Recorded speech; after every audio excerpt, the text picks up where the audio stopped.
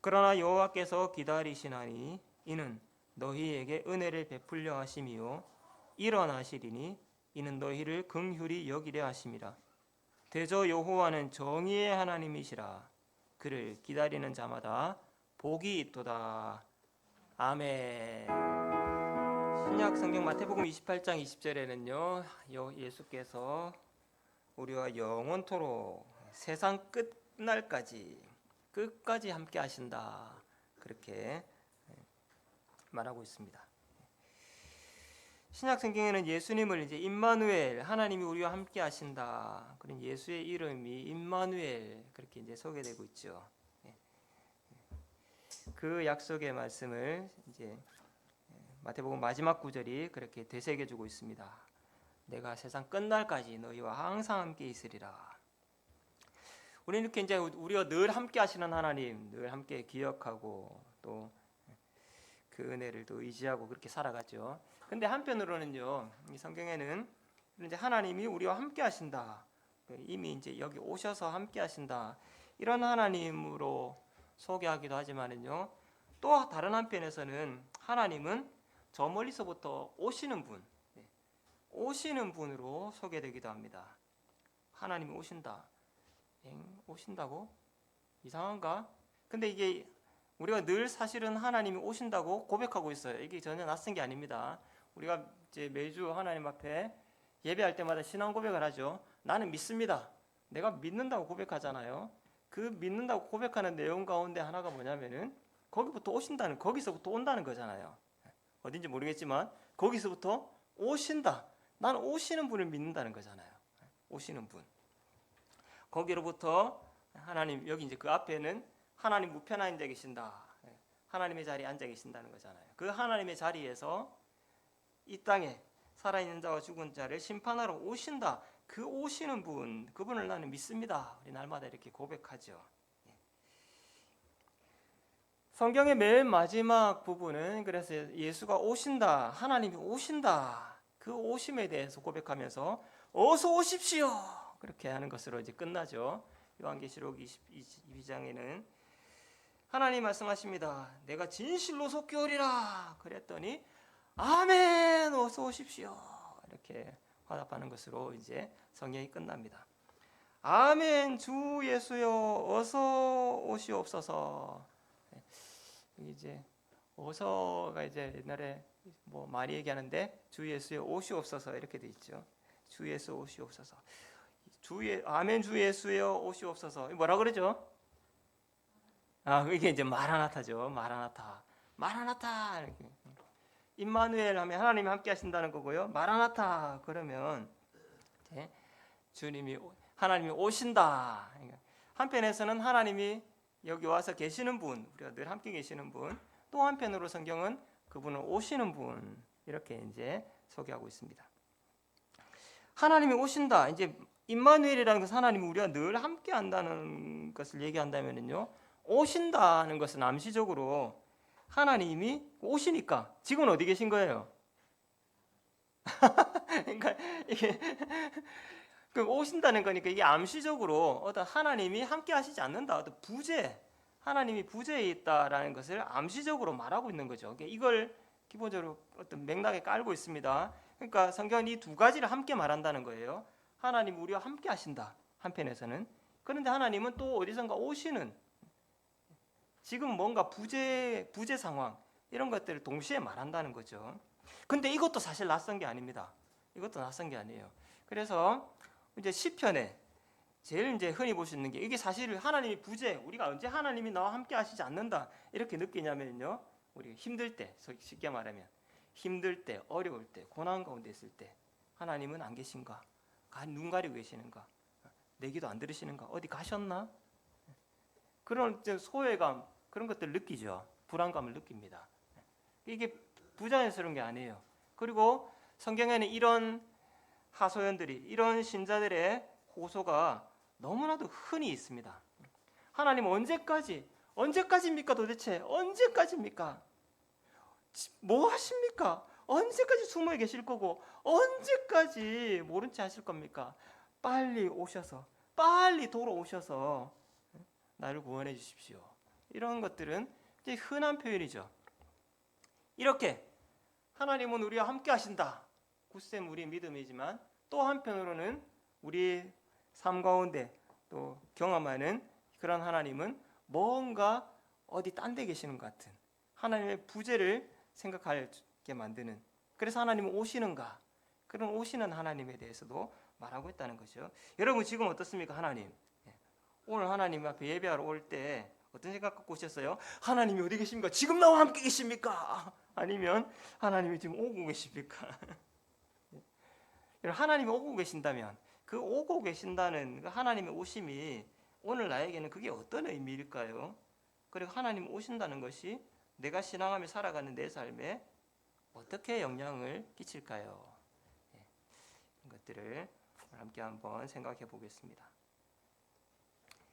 지난주에 이제 이사야서 어떤 이제 그림을 보여드렸습니다. 이렇게 이제 제국이 피의 제국, 어떤 거대한 세력이 온 세상을 집어삼키는, 온 세상을 주도하는 이런 세상 가운데 그 안에 모든 나라들이 다 포함되어 있고 거기에 하나님의 백성 이스라엘도 그 안에 피의 제국의 지배 아래 놓이게 되는 그런 마치 홍수 상황과 같은 그런 상황을 이사야서는 이제 우리에게 말해주고 있죠. 근데 이제 말씀드렸습니다. 근데 이렇게 온 세상이, 이 거대 제국이 온 세상을 다 집어삼킨 것 같지만, 그러나 그것보다 더 큰 관점에서 보면 그것 역시 하나님의 통치와 심판 아래에 있다. 이제 이런 세계관 속에서 이제 선지자들은 우리에게 하나님의 말씀을 선언하고 있죠. 그래서 이런 형국에, 마치 노아 홍수와 같은 이런 형국에 있을 때 하나님의 심판과 회복에 대해서 구약의 선지자들은 이스라엘 말기에 이렇게 하나님의 말씀들을 다 이제 전해왔던 것들이죠. 우리 이제 지난주에 본 대로요, 이사야서가 이제 7부분으로 나눌 때 이제 12장까지 우리 한번 이제 또 12장의 말씀을 함께 나누었고요. 또 지난주에 27장까지 또 2부라고 소개할 수 있고요. 오늘 우리 30장을 읽었는데 35장까지, 28장부터 35장까지 또 하나의 대단어라고 할 수 있습니다. 이렇게.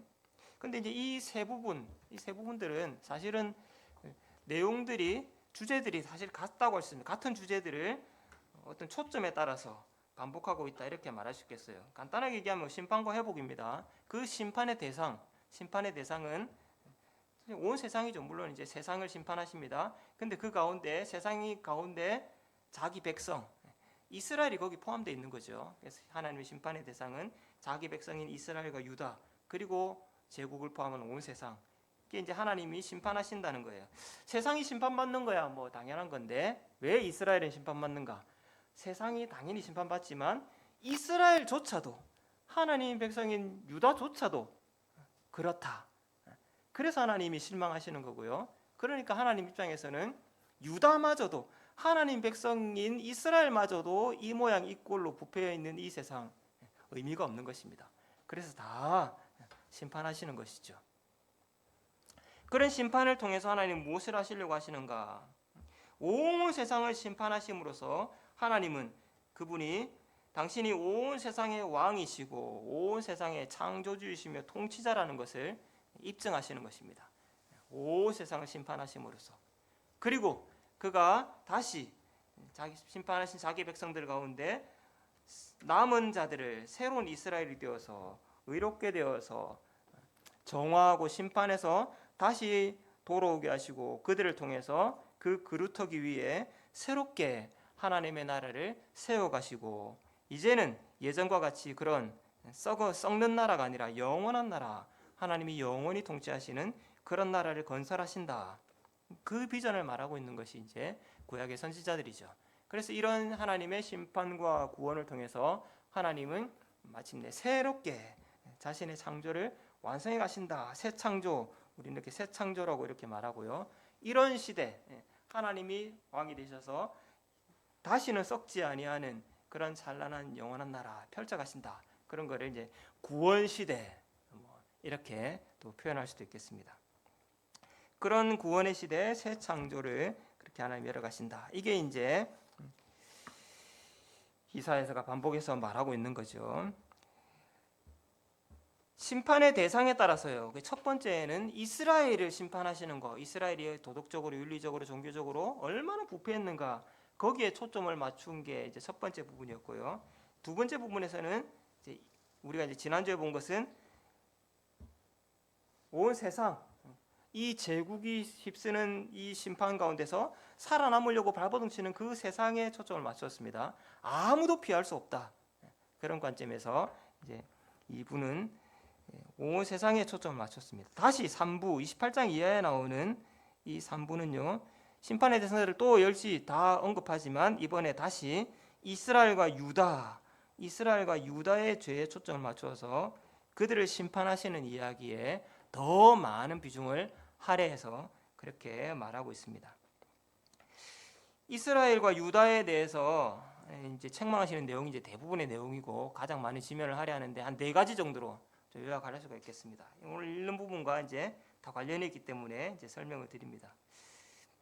어떤 4가지 상태로 이제 요약을 한다면요. 하나는 술 취함이 나옵니다.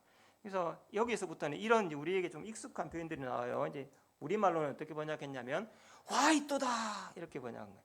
화 있을진저 이렇게 번역한 부분들이 있죠. 그게 이제 반복이 됩니다. 5번에 달쳐서 큰 단락이 반복이 되는데 슬프도다 이건 역시 이제 화 있도다 이제 똑같은 단어입니다. 그래서 그렇게 5번의 화를 선포하는 거죠. 그 내용들을 이제 묶어서 보면 하나는 이제 술 취함이라는 게 나와요. 술에 취해 있다. 이 술에 취해 있다는 것은 이렇게 말할 수 있겠죠. 그러니까 안락을 추구한다는 겁니다. 그러니까 뭐 술을 먹는다는 것은 아주 기쁨, 행복함, 삶의 편안함, 안락함 이런 것들을 추구한다는 거예요. 안락함, 안전에 대한 욕구 이런 것들 그런 것들을 누리려고 한다는 거죠. 그리고 그러면서 내가 이렇게 마시고 기름진 걸 먹고 술을 마시고 이렇게 있으니까 나는 안전해, 나는 행복해. 스스로 계속 그렇게 생각한다는 거예요. 지금은 괜찮아, 안전해, 행복한 거야. 실제로 그런 거 상관없이 그렇게 한다는 거죠. 일종의 자기 기만적인 그런 믿음 이런 것들을 이제 책망하는 거죠. 이게 이제 이스라엘의 행태라는 거예요. 그래서 에브라임의 술 취한 자들, 교만한 멸관을 쓴 자들이여 화 있을진저. 그리고요 이렇게 술 마시고 뭐 기름기 있는 거 먹고 모두가 그렇게 했어요. 그렇지 못한 사람은 눈에 안 보이는 거예요. 나는 그냥 지금 술 마시고 기름지고 잘 살고 있으니까 안전해, 행복해, 세상이 그냥 행복한 것처럼 그냥 그렇게 보고 싶은 것만 보는 거죠. 자기 기만적이라는 거예요. 술 마시고 기름진 것 먹고 있습니다. 화 있을진저 쇠잔에 가는 꽃같이 될 것이다. 이렇게 얘기하고 있죠.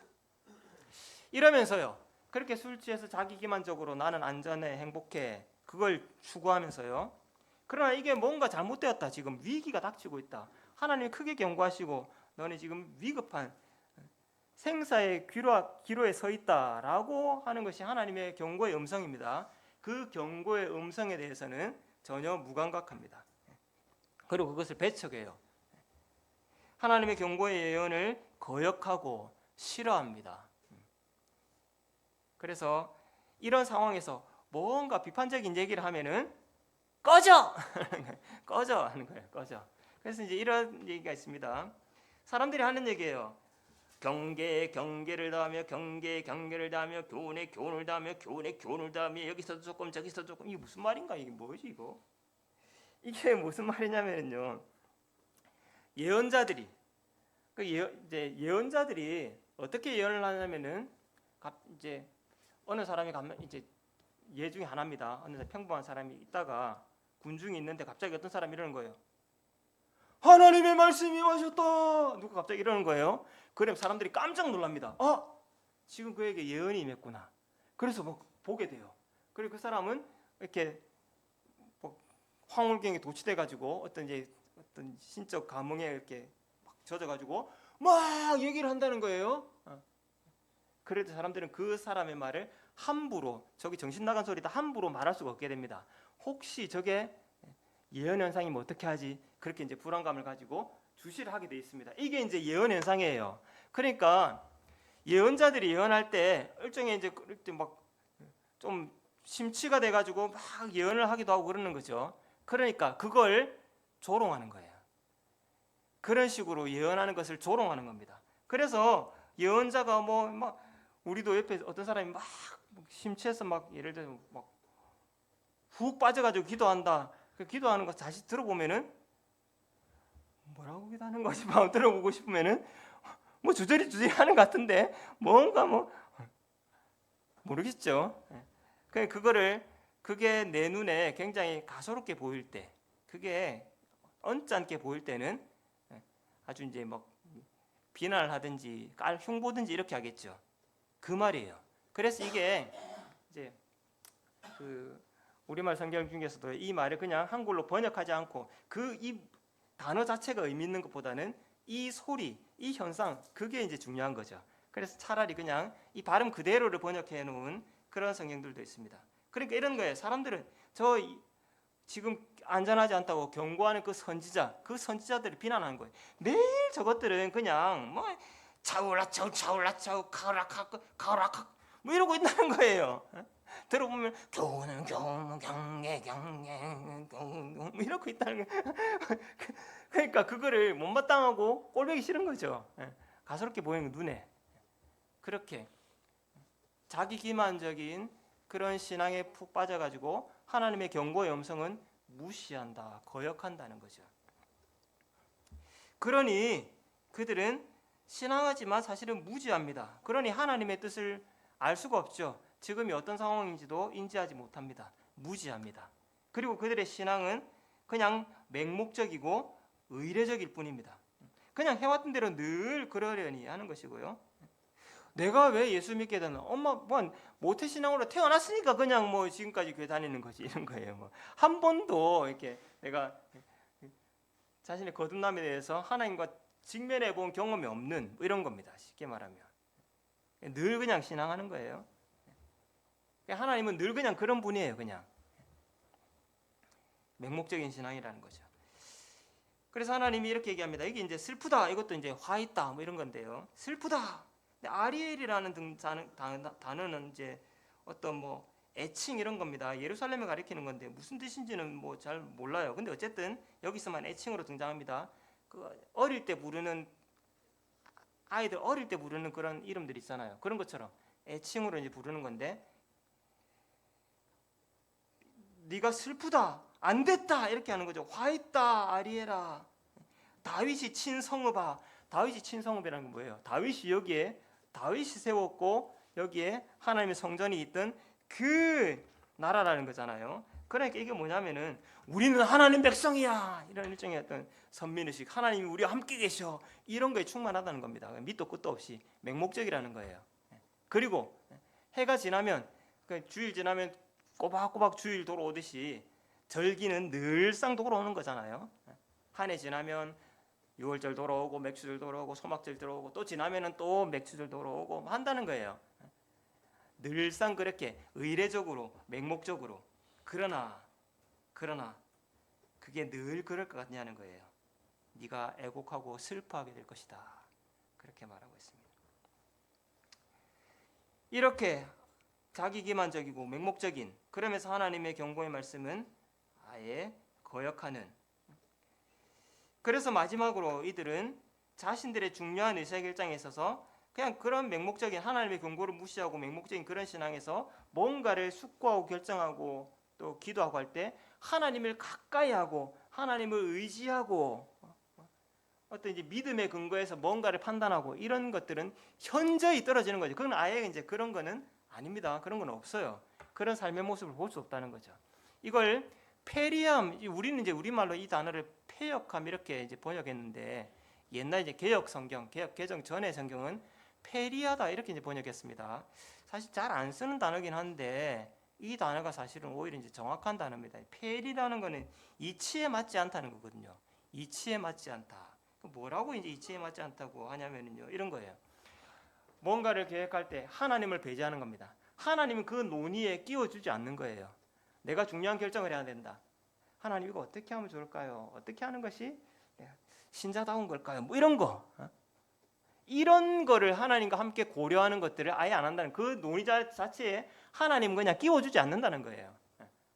하나님은 그냥 나한테 뭐 이렇게 안전을 주고 술 주고 뭐 기름진 거 주고 이런 거 그냥 늘상 그냥 뭐 이렇게 절기도로 오면 내가 그냥 가서 제사 드리고 이런 하나님이지, 내 삶에 깊이 조언자로서 인도자로서 그런 위치를 허락하지 않는 거예요. 하나님이 배제해 버리는 겁니다.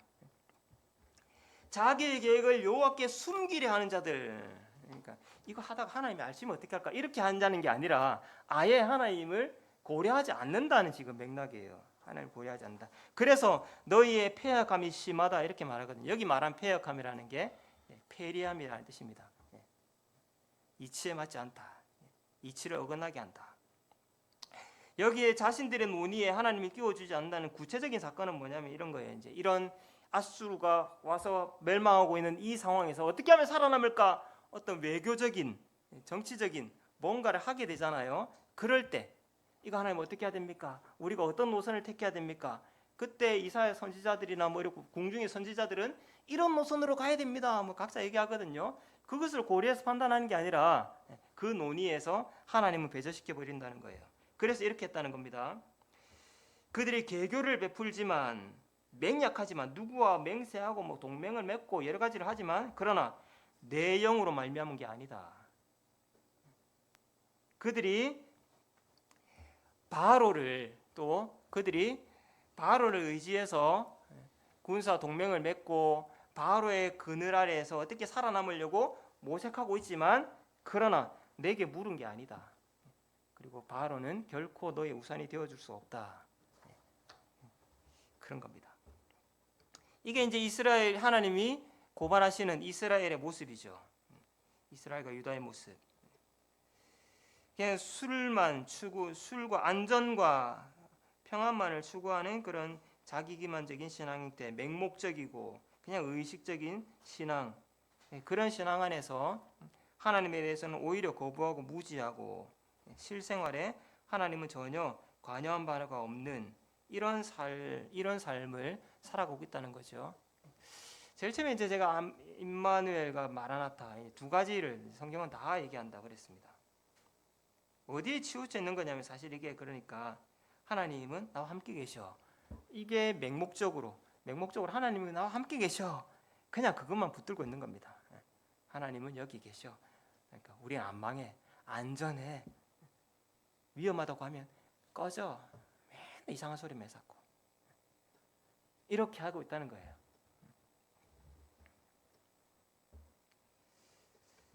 이런 것들을 잘 요약해주는 이제 한 구절이 이시야에서 29장 13절의 말씀입니다.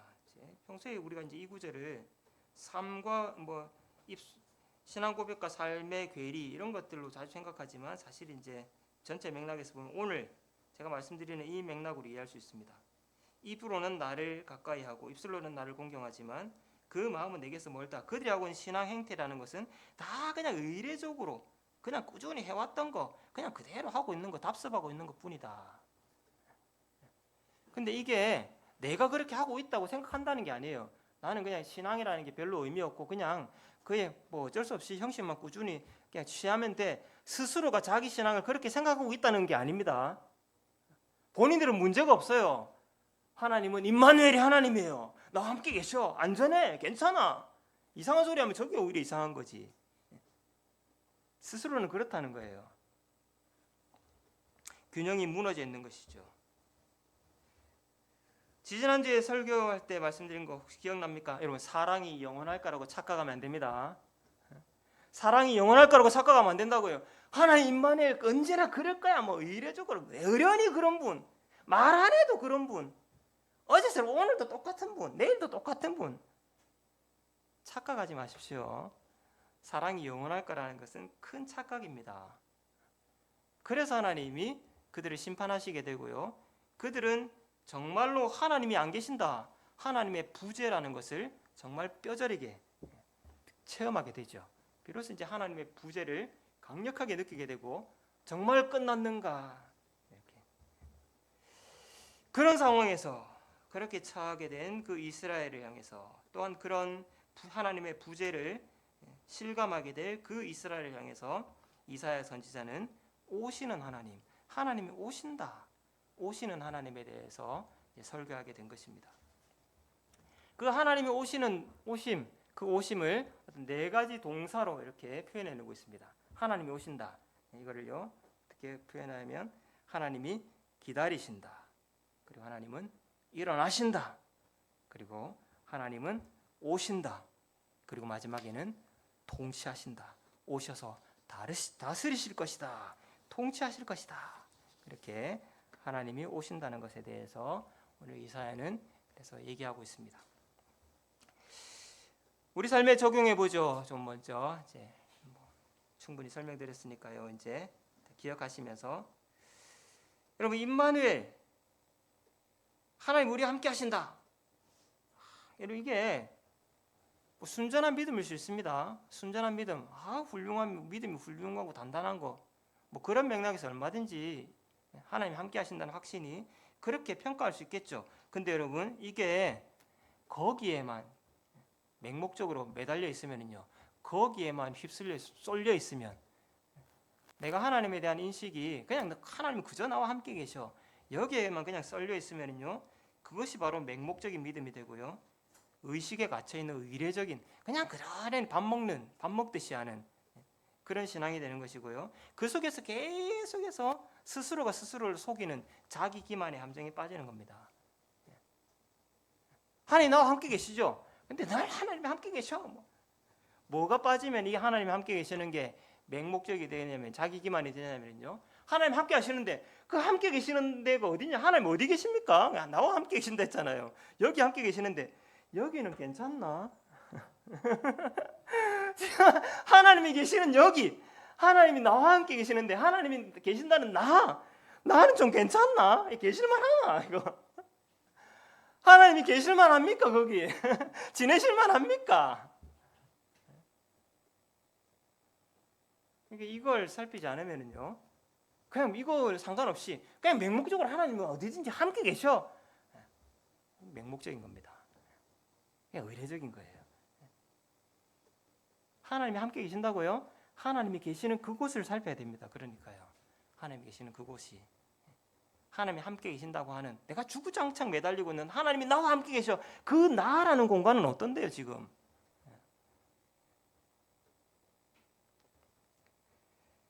그렇지 않으면 우리 신앙은 자기 기만으로 맹목적으로 그렇게 흘러갈 수밖에 없다는 것을 기억해야겠습니다. 균형을 찾아야죠. 성경도 말씀드렸죠. 두 가지를 함께 다 말하고 있습니다. 어느 한 가지만 붙들어서는 안 되는 것입니다. 여러분, 임마누엘 그러면 좋잖아요. 하나님 다 함께 하신다. 근데 마라나타 이거는 뭔가 좀 하나님이 부재하다, 나한테 뭔가 맡겨놨다 이런 거잖아요. 사실 그런 게 깔려 있는 거죠. 여러분 신앙생활 누가 합니까? 신앙생활은 내가 합니다. 신앙생활 내가 하는 거예요. 내가 신앙을 지키고 살아가는 고전분투하는 삶들요, 신앙을 지키려고 하는 노력들, 내가 말씀 지키며 살아가는 것들, 이 역경을 돌파해야 되는 것, 이 지금 역경을, 고난을, 이 고비를, 이 환난을 누가 통과해야 됩니까? 내가 해야 됩니다. 이걸 하나님이 다 그냥 해주는 게 아니에요. 이걸 하나님이 대신 해주는 게 아닙니다. 착각하면 안 됩니다. 그 임마누엘이니까 하나님 함께 하시니까 하나님 함께 하셔 그래가지고 아무것도 안 하고 전부 다 그냥 하나님 함께 하셔가지고 얼렁뚱땅 다 해결되면 좋겠죠? 아닙니다. 그거 다 내가 다 해내야 됩니다. 내가 다 극복해내야 되고요, 내가 다 치러내야 되고요. 신앙은 다 내가 다 해야 됩니다. 내가 다 해야 돼요. 그냥 임마누엘만 붙들고 있으면 안 된다고요. 내가 다 해야 되죠. 하나님 대신 해주는 게 아닙니다. 내가 어떻게 합니까? 여기에서 믿음을 갖고 내가 하는 거예요. 하나님이 함께 하신다. 함께 하셔서 내게 필요한 거 주셨다. 그래서 하나님 뭐라고 하시냐면 일용할 양식을 구하라. 오늘 거 줬잖아. 그거 갖고 해도 충분해. 충분한 줄 믿습니다. 이게 임마누엘이에요. 그리고 그거 가지고 오늘 하루 살아내는 거는 내가 할 일입니다. 그것조차도 하나님이 해주시는 게 아니에요. 그리고 그거 다 했는지 오시는 거예요.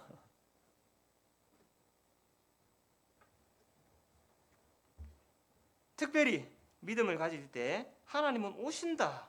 내가 이렇게 지금 신앙을 하고 있고 견뎌내고 있고 이겨내고 있고 극복해내고 있으면서 앞으로 나가고 있다. 이러고 있는데 하나님은 오신다. 그 믿음 위력이 필요한 겁니다. 하나님은 오십니다. 하나님은 오십니다. 말씀드린 대로 네 가지 동작으로 표현하고 있습니다. 기다리신다, 일어나신다, 오신다, 다스리신다. 오늘 우리가 읽은 본문에 하나님의 동작이 이제 묘사되고 있죠. 하나님 여호와께서 기다리신다. 그리고 기다리신다는 건 뭐예요?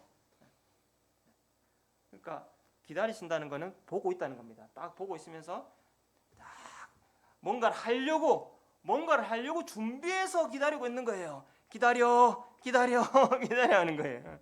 그것처럼 기다리고 계신다는 거예요. 딱 기다리고 계신다고요.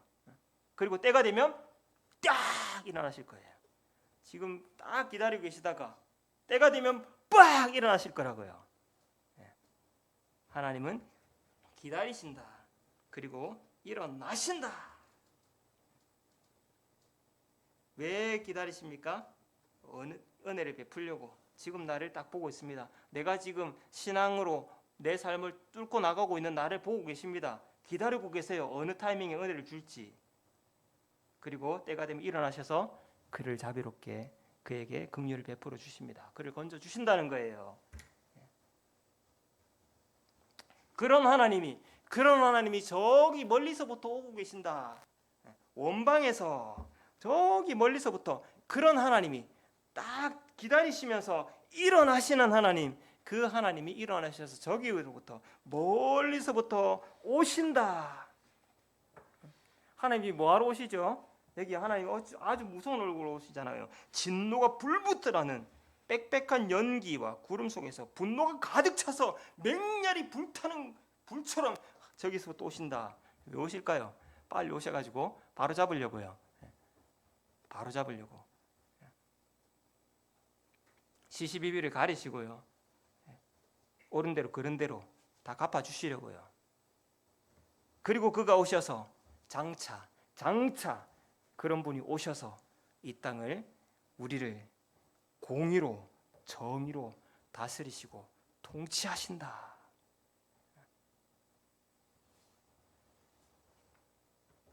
하나님이 기다리십니다. 보고 계십니다. 그리고 일어서실 거예요. 그분이 오십니다. 그리고 오셔서 우리를 통치하실 것입니다. 왜요? 나에게 은혜를 주시려고요.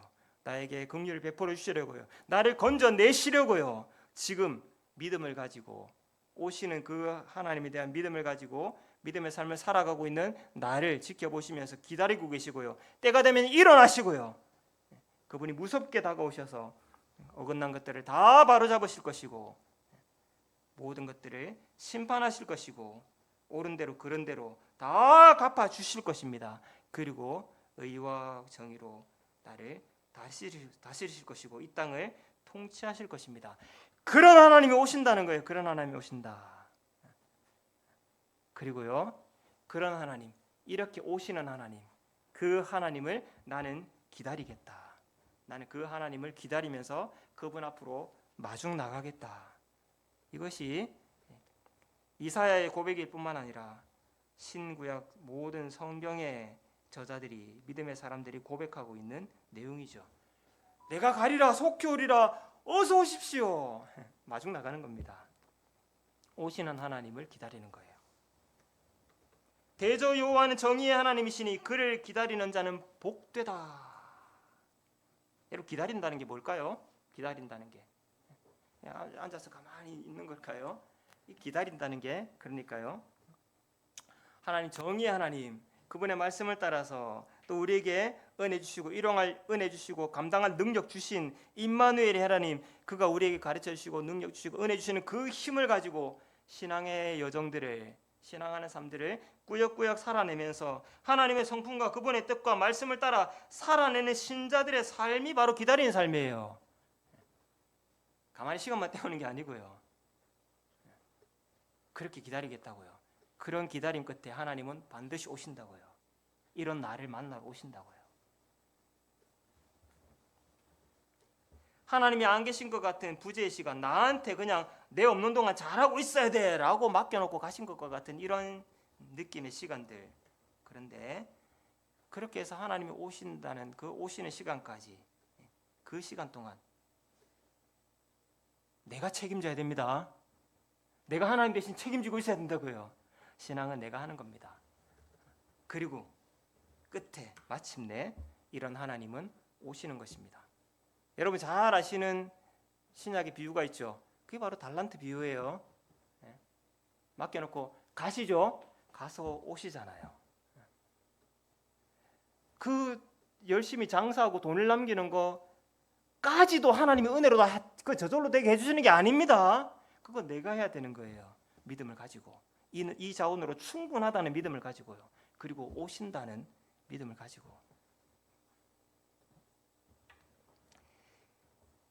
오시는 하나님, 그 앞에서 우리가 무엇이 우리를 이렇게 믿음의 삶들을 살면서 그분을 기다리게 만드는 겁니까? 그게 바로 믿음인 거죠. 그 믿음 가운데는 하나님은 지금도 나와 함께 하신다. 오늘도 내게 능력을 주시고 하나님 주신 능력으로 충분하다. 하나님 능치 못할 것이 없다. 그리고요, 그 하나님이 나를 구원하시고 모든 것들을 바로잡으시고 심판하시고 내 믿음이 결코 헛되지 않았음을 보여주시고 입증하시려고 오신다.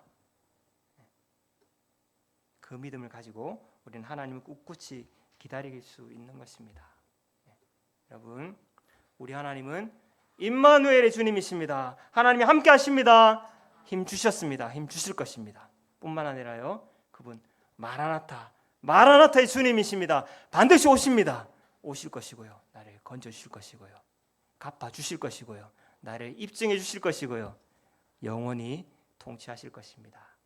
이 믿음 속에서 이번 한 주간도 우리 믿음의 삶들을 꿋꿋이 함께 살아가는 우리 온 성도들 될 수 있기를 축복합니다. 아멘. 하나님 감사합니다. 우리 하나님